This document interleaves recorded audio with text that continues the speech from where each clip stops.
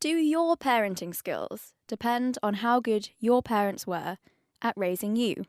Professor Rebecca Kilner from the University of Cambridge has been finding out the answer for a species of beetle. I went to the Department of Zoology to find out what she's been doing. Our study focuses on an unusual insect called the burying beetle, and the reason it's unusual is because the parents provide care for their young.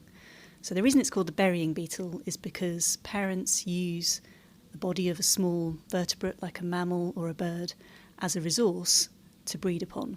So they locate the dead body, they strip it of fur or feathers, and then they bury it in the soil. And the larvae are raised upon the dead body, which becomes an edible nest for the offspring. And the larvae can feed themselves on the flesh, but the parents also feed them, and so they're unusual in providing care for their offspring in this way. What's your latest paper all about? We engineered two different sorts of burying beetle parents. So we created good parents and we created bad parents. And we did that simply by changing the kind of care that those individuals received when they themselves were larvae.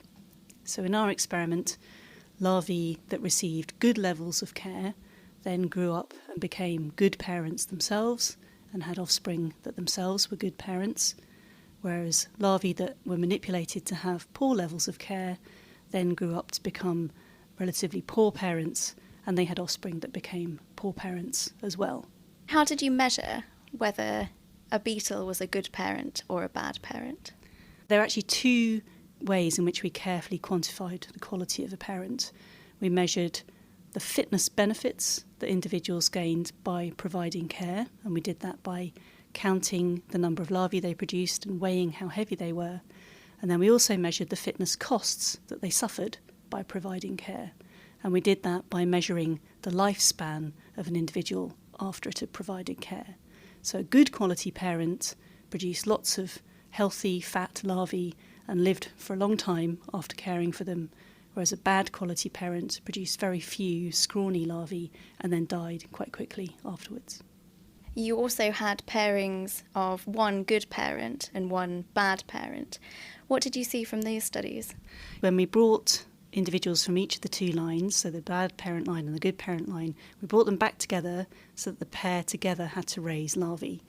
And what we found here was that it was the good parent that suffered. If it was paired with a low-quality parent as a partner, it had a shorter lifespan after raising young than if it was paired with a good quality parent. The mouse that becomes the edible nest for the larvae is also used as a food resource during reproduction by the adults. So the adults have to balance how much they take from the carcass themselves, because they are literally taking food from the mouths of their offspring. What we've shown in previous work is that parents can recoup their costs of looking after offspring by feeding on the carcass themselves. But if they don't feed so extensively on the carcass themselves, then they don't recoup these costs of reproduction, and that shows itself as a shortened lifespan. So perhaps what happened in this experiment was a good parent worked very hard to look after the offspring, and harder than it might have done otherwise.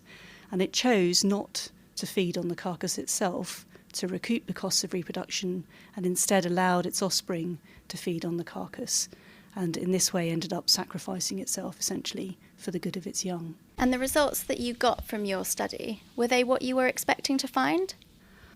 I think we probably thought that by changing the environment during development, we would find some kind of knock-on effect later in adult life. But I suppose the fine detail of the study, and in particular the way it persisted from generation to generation, they were more of a surprise and much more interesting. All these experiments you've done here in your lab, do you think that the same things happen to these beetles in the wild?